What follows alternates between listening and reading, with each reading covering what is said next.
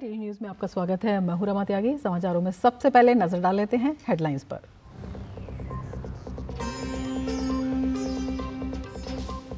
प्रधानमंत्री नरेंद्र मोदी ने इटली में G7 शिखर सम्मेलन से इतर फ्रांस के राष्ट्रपति इमैनुअल मैक्रों और ब्रिटेन के प्रधानमंत्री ऋषि सुनक और यूक्रेन के राष्ट्रपति व्लादिमीर ज़ेलेंस्की से की द्विपक्षीय मुलाकात। पीएम मोदी G7 के आउटरीच सत्र में होंगे शामिल।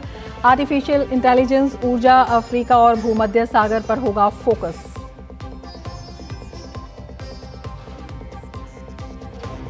कुवैत में अग्निकांड में मारे गए 46 भारतीयों का पार्थिव शरीर पहुंचा स्वदेश। मृतकों में ज्यादातर केरल के निवासी। परिजनों को सौंपा गया शव।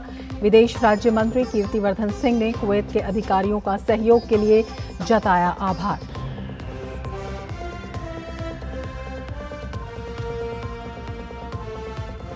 छब्बीस जून को होगा 18वीं लोकसभा के अध्यक्ष का चुनाव। 24 जून को पहला सत्र।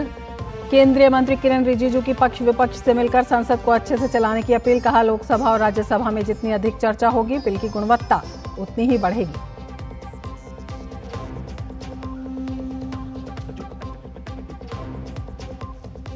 नीट में धांधली और पेपर लीक के आरोपों की सीबीआई जांच की मांग वाली याचिका पर सुप्रीम कोर्ट ने जारी किया नोटिस। एनटीए को 2 हफ्ते में देना होगा जवाब।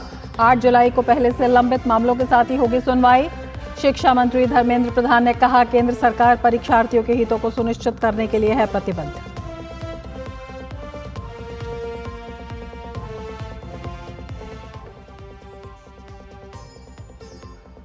और आज देर रात होगी मशहूर फुटबॉल टूर्नामेंट यूरो कप 2024 की शुरुआत। पहला मुकाबला मेजबान जर्मनी और स्कॉटलैंड के बीच। 24 टीम टूर्नामेंट में शामिल।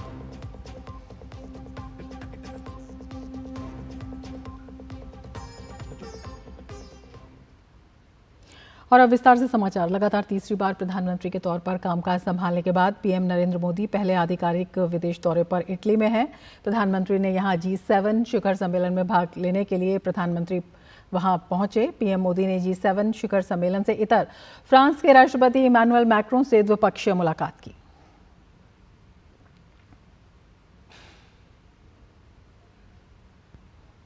प्रधानमंत्री मोदी ने आज G7 शिखर सम्मेलन से इतर ब्रिटेन के प्रधानमंत्री ऋषि सुनक से भी मुलाकात कर द्विपक्षीय मुद्दों पर बातचीत की।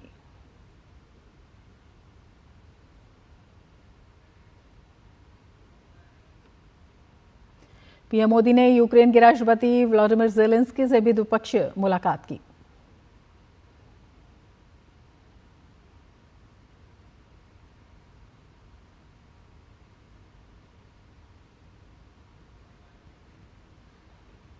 प्रधानमंत्री नरेंद्र मोदी आज इटली में G7 के आउटरीच सत्र में भाग लेंगे। इस सत्र में आर्टिफिशियल इंटेलिजेंस, ऊर्जा, अफ्रीका और भूमध्य सागर पर ध्यान केंद्रित किया जाएगा।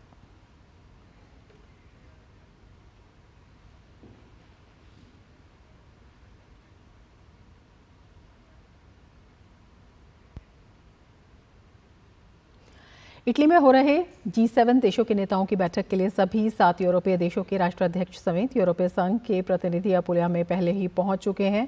इटली की अध्यक्षता में G7 शिखर सम्मेलन ने चालू वर्ष के लिए कुछ प्रमुख प्राथमिकताएं चुनी हैं, जैसे रूस यूक्रेन मध्य पूर्व में संघर्ष, विकासशील देशों के साथ संबंध और अफ्रीका और भारत प्रशांत क्षेत्र पर ध्यान केंद्रित करने वाली उभरती अर्थव्यवस्थाएं। शिखर सम्मेलन से अलग प्रधानमंत्री मोदी G7 के नेताओं, आउटरीच देशों और अंतर्राष्ट्रीय संगठनों के साथ द्विपक्षीय बैठकें और चर्चा कर रहे हैं। खास बात यह है कि G7 America, Britain, France, Italy, Germany, Canada और जापान जैसे देशों का समूह है और भारत इसका सदस्य नहीं है, लेकिन 2019 से भारत को आमंत्रित सदस्य के तौर पर इसमें आमंत्रित किया जा रहा है। आखिर क्या महत्व है इसका और पीएम मोदी किन मुद्दों के साथ इटली पहुंचे हैं, आइए देखते हैं। तो काफ़ी महत्वपूर्ण ये दौरा। आगे बढ़ेंगे। कुवैत अग्निकांड में मरने वाले 46 भारतीयों के शव लेकर एयरफोर्स का विमान कोच्चि पहुंचा। कुवैत में एक बहुमंजिली इमारत में आग से मारे गए इन भारतीय शवों की पहचान कर ली गई है। हालात का जायजा लेने कुवैत पहुंचे विदेश राज्य मंत्री कीर्तिवर्धन सिंह भी इसी विमान में सवार थे।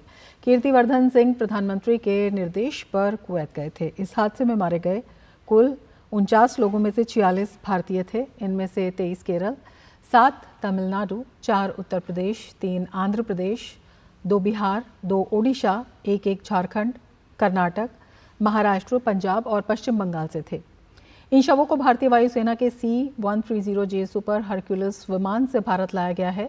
केरल के मुख्यमंत्री पिनराई विजयन समेत कई वरिष्ठ राजनेता कोची इंटरनेशनल हवाई अड्डे पर मृतकों को श्रद्धांजलि देने के लिए पहुंचे थे। शव लेकर पहुंचे इस विमान को बाद में दिल्ली ले जाया जा रहा है। केरल सरकार ने शवों के निरीक्षण की व्यवस्था की है। साथ ही प्रत्येक शव को उनके घर ले जाने के लिए एक एम्बुलेंस भी आवंटित की गई है। हवाई अड्डे पर पार्थिव शरीर को कुछ देर के लिए रखा गया, जिसके बाद मृतकों के परिजनों को सौंप दिया गया।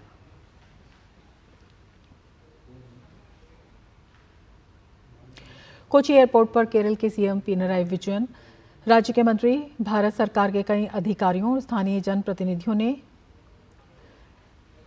शवों को श्रद्धांजलि दी।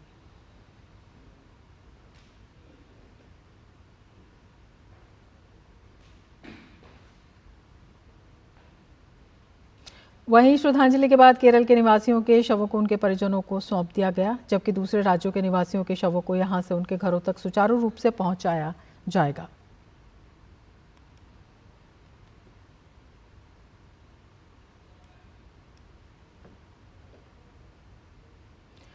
अठारहवीं लोकसभा के अध्यक्ष का चुनाव 26 जून को होगा। लोकसभा सचिवालय की ओर से जारी बुलेटिन में ये जानकारी दी गई। लोकसभा अध्यक्ष के चुनाव के लिए प्रस्तावों का नोटिस 25 जून को दोपहर 12 बजे तक दिया जा सकता है। ये प्रस्ताव लोकसभा के महासचिव को लिखित रूप से दिए जा सकते हैं। आपको बता दें, 18वीं लोकसभा का पहला सत्र 24 जून से शुरू होगा और 3 जुलाई को समाप्त होगा। इस दौरान नवनिर्वाचित संसद सदस्य शपथ ग्रहण करेंगे। गौरतलब है कि लोकसभा अध्यक्ष के चुनाव के अगले दिन यानी कि 27 जून को राष्ट्रपति दोनों सदनों की संयुक्त बैठक को संबोधित करेंगी।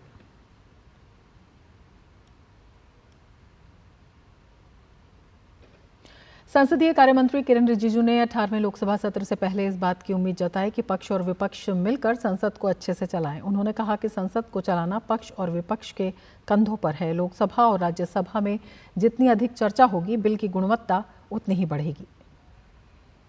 अब जब चुनाव हो गए हैं, अब देश का संचालन का भागदौड़ प्रधानमंत्री जी के नेतृत्व में हमारे सरकार को दिया है, लेकिन पार्लियामेंट को चलाना, संसद को चलाना, ये पक्ष विपक्ष, ऑपोजिशन रूलिंग दोनों मिलकर ही चलाना होगा और अच्छा बहस हो। डिबेट एंड डिस्कशन डेमोक्रेसी का कोर हमारा एक अहम चीज़ है, जिसके बिना डेमोक्रेसी नहीं चल सकता है।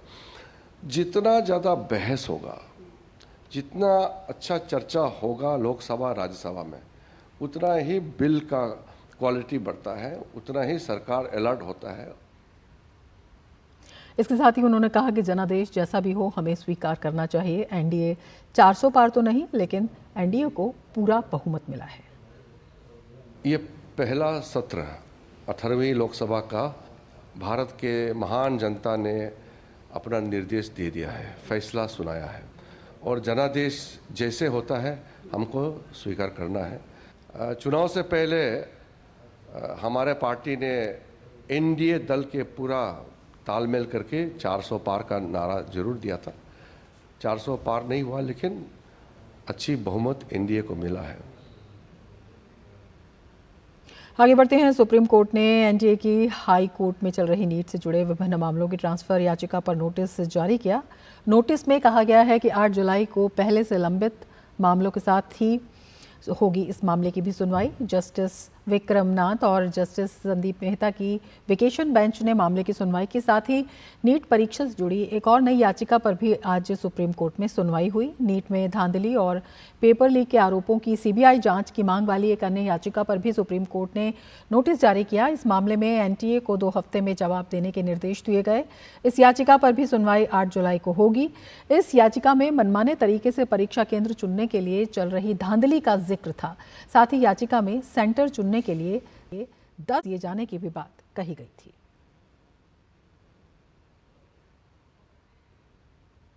शिक्षा मंत्री धर्मेंद्र प्रधान ने कहा कि केंद्र सरकार परीक्षार्थियों के हितों को सुनिश्चित करने के लिए प्रतिबद्ध है।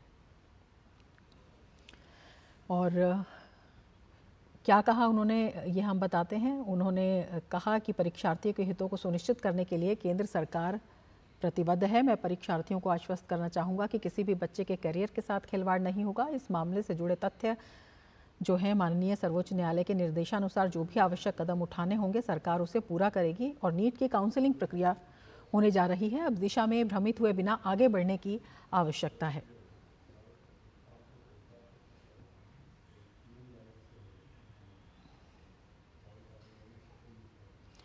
आगे बढ़ेंगे। उपराष्ट्रपति जगदीप धनखड़ ने राजस्थान के जैसलमेर में सीमा सुरक्षा बल की 154 बटालियन के सैनिक सम्मेलन को संबोधित किया। संबोधन में उन्होंने कहा कि वर्दी की ताकत और उसकी अहमियत उन्हें पता है। सैनिकों के बीच में आकर उन्हें नई ऊर्जा का एहसास हो रहा है। देश के विकास में बीएसएफ की अहम भूमिका है। बीएसएफ के कारण ही भारतवासी एक सुरक्षित वातावरण में सो पाते हैं। सबको मैं नमन करता हूँ। मेरे लिए ये पल सदा याद रहेगा। आपके बीच में आकर एक नई ऊर्जा का एहसास कर रहा हूँ। सैनिक स्कूल चित्तौड़गढ़ का छात्र रहा हूँ। मुझे वर्दी का पता है। कक्षा 5 में वर्दी पहनी थी। वर्दी की ताकत, वर्दी की अहमियत, वर्दी आपको किस रूप में अचानक परिवर्तित कर देती है, ये मैंने बचपन में देखा है। आपको देखकर मैं अभिभूत हूँ।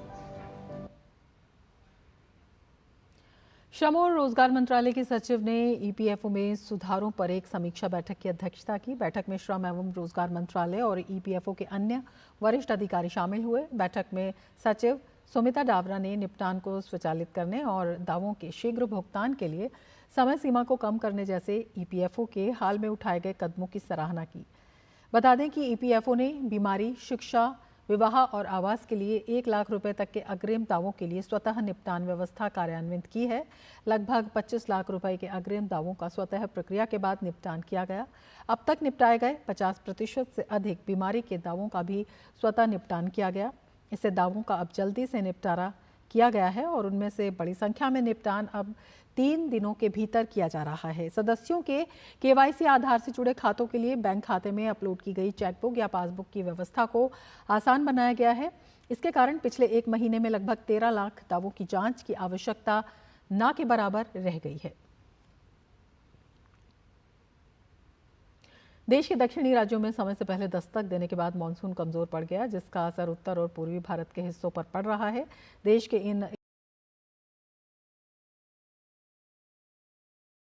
राजधानी दिल्ली भी शामिल है। हाल ये है कि दिल्ली में अधिकतम तापमान 46 डिग्री के पार जा पहुंचा है। आने वाले दिनों में भी कोई खास राहत की उम्मीद नहीं है। हालांकि आज हल्की फुहारों से मामूली राहत मिल सकती है। वहीं नॉर्थ इंडिया में मानसून आ चुका है। इसके चलते सब हिमालयन, वेस्ट बंगाल और सिक्किम में भारी रेनफॉल हुआ है। 10 से 20 सेंटीमीटर की बारिश दर्ज हुई है और आगे भी बारिश होने की उम्मीद है। और कैसा रहेगा अगले कुछ दिन मौसम का हाल, इस पर हमारे संवाददाता मुकेश शुक्ला ने आईएमडी के साइंटिस्ट डॉक्टर सोमा से खास बातचीत की।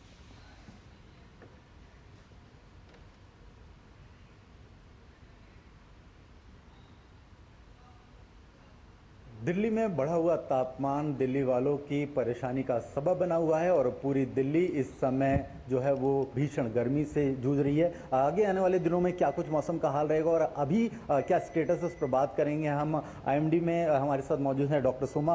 मैम, क्या कुछ स्थिति अभी की है, एट प्रेजेंट कैसे देख रहे हैं वेदर को? अगर नॉर्थ इंडिया की बात करें तो यहाँ पर अभी हीट वेव का स्थिति चल रही है। सीवियर हीट वेव रियलाइज भी हुई है उत्तर प्रदेश से, बिहार से, झारखंड से और पश्चिम बंगाल के 1-2 डिस्ट्रिक्ट वेस्टर्न एंड जो है। हीट वेव से कैसे राहत मिलने की उम्मीद है? कुछ बारिश की संभावना इन दिनों में लग रही है?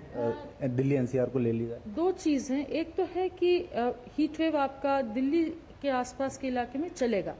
यहाँ पर बहुत जल्दी राहत मिलने का उम्मीद नहीं है। जो राहत मिलेगा ईस्टर्न साइड में, थोड़ा बहुत thunderstorm activity north east India में आज और कल रहेगा, जिसके चलते थोड़ा बादल भी रहेगी, जिसमें मगर वो होगा मेनली आफ्टरनून में, जब आपका डे टाइम टेम्परेचर मैक्सिमम पहुंच चुकी होगी उसके बाद। तो इसके चलते हमारा ऑरेंज अलर्ट 2 दिन रहेगा दिल्ली के लिए। जो लोग रह रहे हैं दिल्ली एनसीआर के आसपास, फिलहाल अभी छुट्टियों का मौसम भी है, क्या पर्सनली आपकी एडवाइस रहेगी कॉमन लोगों को, जो लोग बीमार हैं, कि वो ऐसे मौसम में क्या क्या हिदायतें लें, कैसे कैसे बचें उससे? अभी सिर्फ टेम्परेचर ही इम्पोर्टेंट नहीं है, 2 और चीज़ें खतरनाक है। एक है मॉइस्चर, दूसरी है लू विंड्स। आपका बिहार झारखंड से इस साल बहुत कैजुअलिटीज़ आए हैं, इसलिए क्योंकि यहाँ ह्यूमिडिटी ज़्यादा होने के कारण पसीना कम सूखती है, बॉडी का टेम्परेचर कम नहीं हो पाता है। इसके चलते बिहार, झारखंड, उड़ीसा इन सभी और बंगाल इन सभी राज्यों से ये पिछले 10-15 दिन में काफ़ी कैजुअलिटीज़ का खबर आई है। अगर नॉर्थ ईस्ट इंडिया की बात करें तो यहाँ पर ह्यूमिडिटी उतना ज़्यादा तो नहीं है, मगर स्ट्रॉन्ग लू विंड्स बह रही है। 25 से 35 किलोमीटर प्रति घंटे का विंड्स जो 45 से 47 डिग्री का टेम्परेचर लेके बह रही है, वो शरीर को एकदम सुखा के डिहाइड्रेशन और हीट स्ट्रोक होने की पॉसिबिलिटी बहुत है।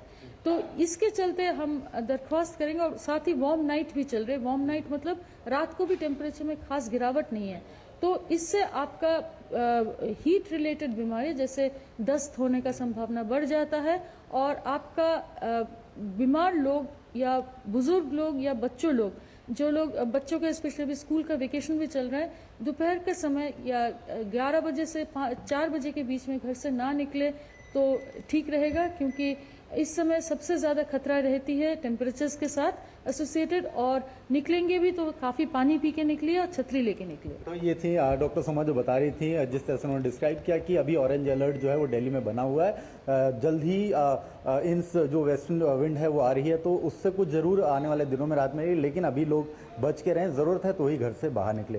कैमरा पीयूष के साथ में मुकेश शुक्ला, DD न्यूज़ दिल्ली। और अब वक्त है एक ब्रेक का, आप देखते रहिए DD न्यूज़।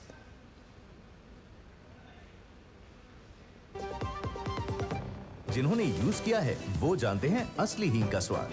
MDH सुपर हींग, शुद्धता का असली तड़का।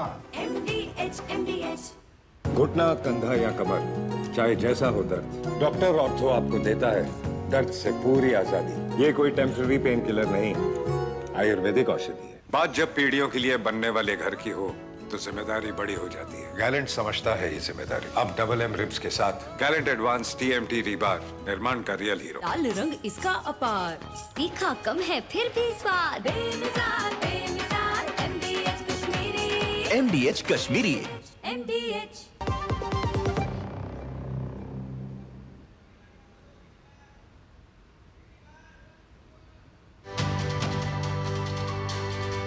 नए कानून लोगों की भलाई पर जोर देते हैं, लेकिन जानकारी की कमी के चलते नए कानून को लेकर कई तरह की भ्रांतियां, सवाल और शंकाएं हैं। तो चलिए आज बात करते हैं नए कानूनों को लेकर फैलाए जा रहे मिथक और सच्चाई की।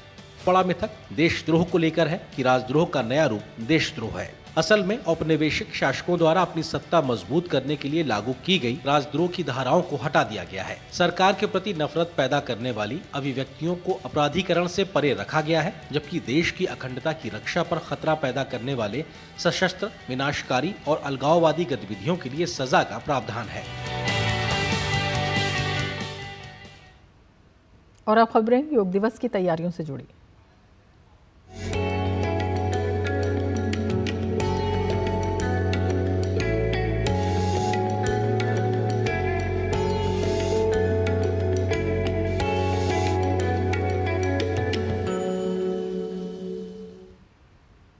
आगामी 21 जून को अंतर्राष्ट्रीय योग दिवस से पहले उत्तराखंड के विभिन्न हिस्सों में पूर्व योगाभ्यास कार्यक्रमों का आयोजन किया जा रहा है। इसी कड़ी में अल्मोड़ा में योगाभ्यास का अभियान का काउंटडाउन सप्ताह शुरू हो गया है।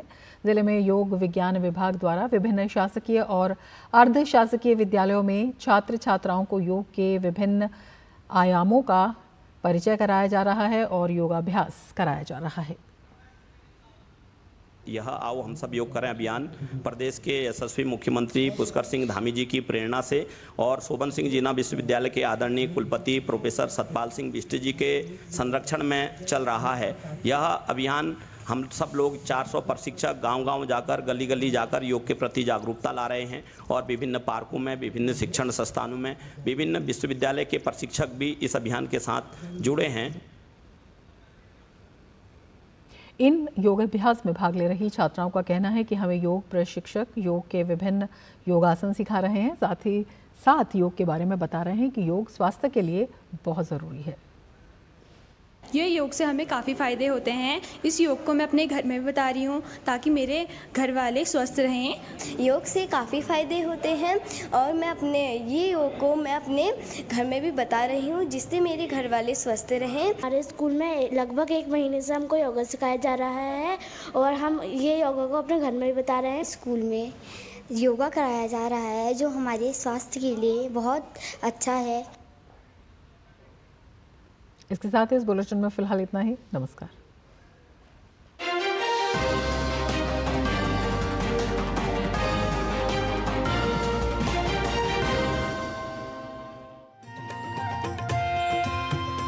नए दिन की करें शुरुआत भारतीय ज्ञान परंपरा, संस्कृत और स्वास्थ्य के साथ। स्वास्थ्य में उपयोगी आयुष पद्धतियों का विज्ञान, संस्कृति, कला, योग का अद्भुत ज्ञान। देखिए विशेष कार्यक्रम सुप्रभातम सोमवार से शुक्रवार सुबह 7 बजे सिर्फ डीडी न्यूज पर।